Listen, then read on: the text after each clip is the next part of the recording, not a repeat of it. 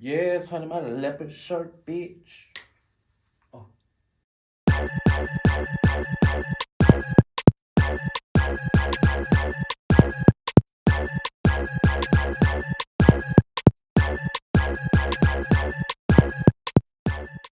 What's up, everybody? It's me, Cortez Kirkwood, with another episode of The Real Housewives of Atlanta, episode 15. Now, I know y'all looking at me and figuring out what do I have on. I have on my leopard for Nene's leopard lunch. Yes, honey, my leopard shirt, bitch. Oh. I'm a week late, but that's okay. But today, we have a lot to talk about.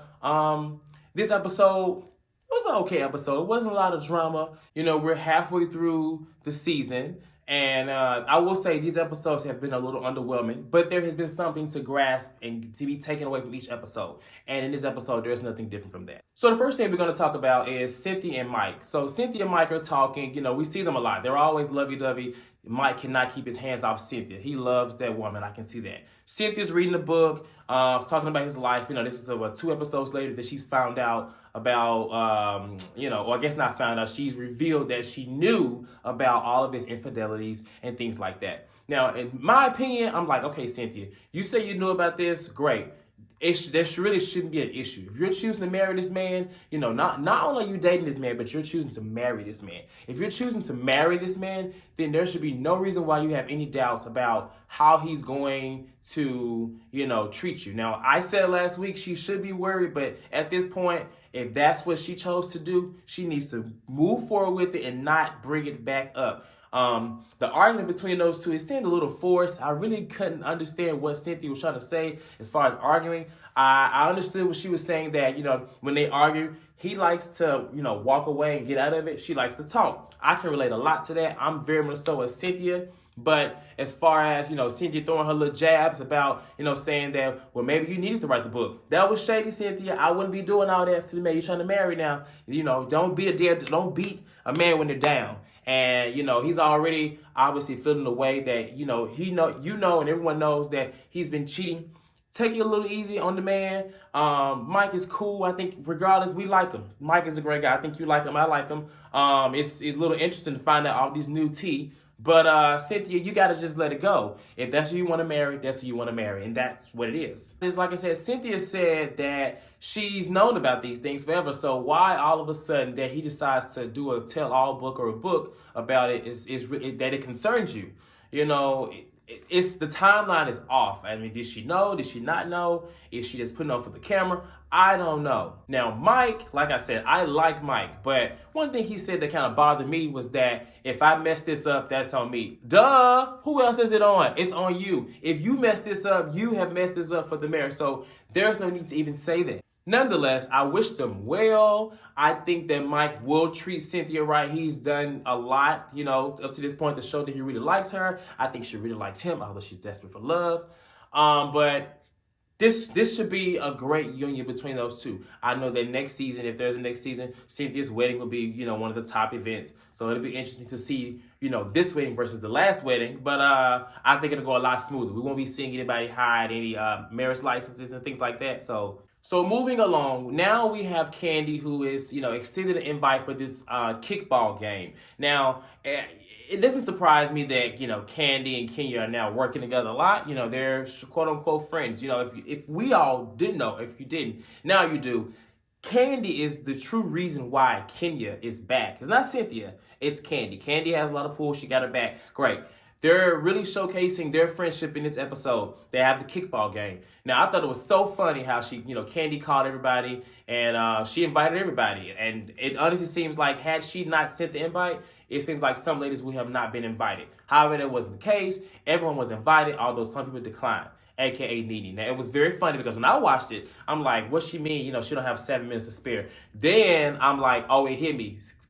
Kenya stayed at her event for 7 minutes and then left. I thought that was very petty, and I thought it was so funny. The kickball game, I thought the kickball game was a great idea. I like when they have fun things for them to do other than just sit downs and brunches.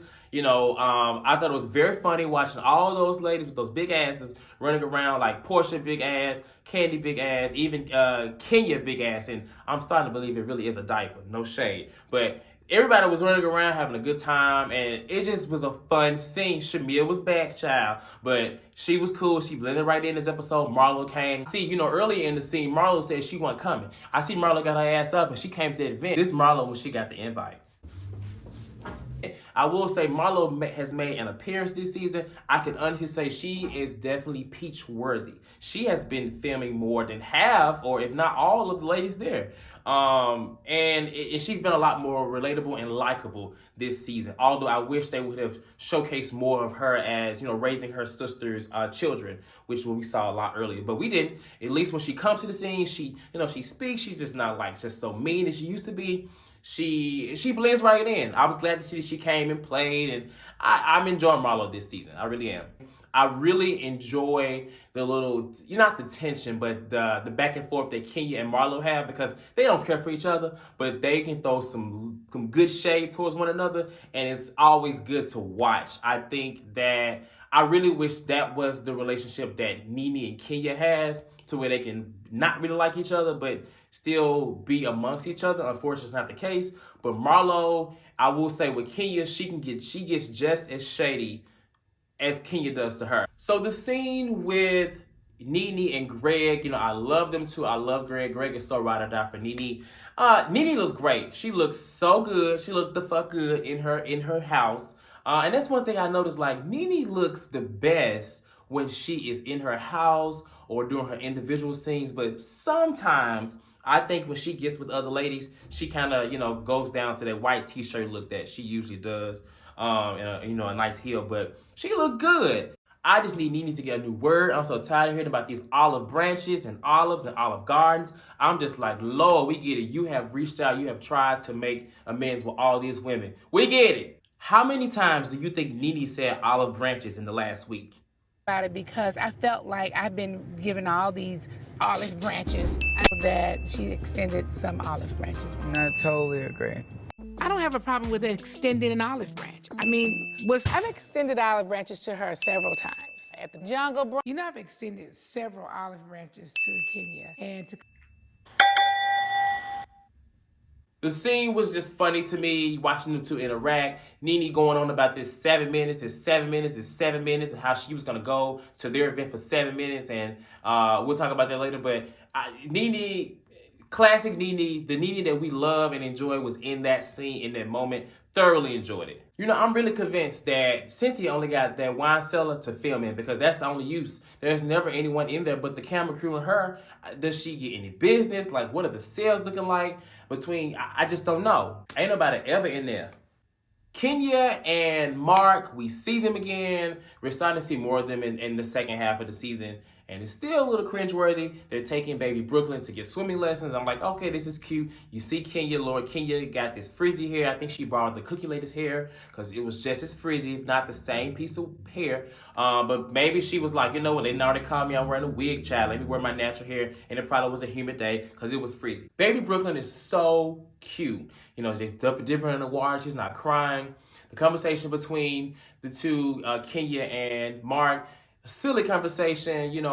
Marc, I can't say I like him, but I don't dislike him, because he's just not really here for Kenya's mess. And she doesn't want to invite Nene because she tried to fight her in Toronto. I'm like, Kenya, girl, like, okay, yeah, that happened, but right after that, Nene invited you to her jungle event, which I'm ready to go to, and you showed up, you were late, and you left within 7 minutes. So in that case, if it really was an issue, why did you even go to Nene's event? Like, she's not making any sense. In the after show, she said it. In the show, she said it. In her mind, she really believes that Nene tried to fight her, and that's why she shouldn't be invited. No. Really? You can't invite Greg and not invite Nene. Does she not know who Greg Leaks is? Greg Leaks does not play that. Greg Leaks supports his wife. Something that Marc partially does. So Kenya, sorry, you're trying to be shady. You're making yourself look worse, because Greg is not going to, either he's not going to come or he's going to go with Nene. In that scene, I just felt, again, sorry for her. She was trying to be the victim per usual. It wasn't working. Even Marc was like, no, babe, no. So just when we're done, seeing this cringe-worthy couple, Kenya and Marc, the dailies, Here we are with the bowling scene that they put together. Okay, they're showing up and immediately they're talking about their sex and it just looks awkward. It's like, what? Like, ugh, it was just the worst thing to watch just for them too. I hate it for Kenya. I really do. I want her to be happy because, you know, everybody deserves happiness, but this relation, this marriage is just, it's hard to watch. But nonetheless, they're talking about it. Everyone starts to arrive. You know, immediately when they sit down, they're looking like, okay, where's Tanya? Where's Marlo? Where's Nene? I'm glad that Portia called that out because that's real. Like, where are the rest of the ladies? Well, apparently, Kenya says that only couples could come, which knocks Tanya out. Now, I'm really glad that Portia called out Kenya. Portia has been doing that a lot this season. I think that Kenya needed that, especially coming from Portia, who, you know, they're not friends, but they are on good terms. But I don't really know what happened with the scene because it went to commercial break. The last thing we saw was put your finger down, and we came back. They were back bowling. I don't know what's going on with editing. Like, I feel like we needed more of that scene. Portia, it seemed like she was really going, you know, getting to Kenya, even though Kenya was being as stubborn as she always is. But it seems like everyone was on Portia's side with nodding as in like, yes, like that situation was blowing out of proportion. You and Tanya were friends, and it was unfortunate. That's simple as that. Applaud, kudos for Portia. Now the conversation continues when they all sit down after bowling. Everyone is asking Kenya to invite Nene to the charity event. She doesn't want to. And Portia, everyone is like, no, you can't do that. You can't do that. Marc is like, you can't do that. You can't do that. Now, I like Marc in this moment. I understand back your wife, but Kenya makes it hard to back her because she just goes really far to me. And that is what irks me the most. Like, throw your shade, be vindictive. We're all vindictive in a way. Some of us are, some of us aren't. I am. I get that. But there has to be a balance to where it goes from being just, you know, getting payback to just going low. You know, like how people try to paint Phaedra as going so low to get back at Phaedra, get back at Kandi.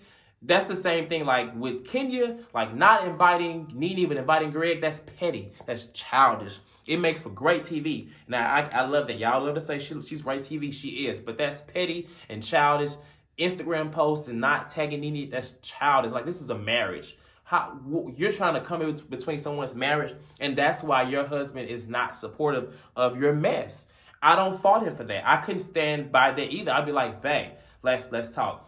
Everyone was watching them too. You know, Portia was like, it's okay. It's okay. They gonna talk later. Portia was cracking me up. Portia was basically, she was loving all of it. She's the one that started this whole Ken thing, and watching it, you know, roll out, it was just hilarious to me. Kenya was very, you know, quiet and mute. Everything she would say, Marc would be like, no, babe, look at her crazy. And I hate to see that because, but Kenya, she kind of needs that because there seems to be no one else out there that can really get her to hush and kind of like simmer down. But Marc. Now, when Nene comes, she comes in her white t-shirts and she comes in with high energy. She's speaking to everybody. You know, she's going around speaking to everybody. You know, the energy's great. She goes to Kenya.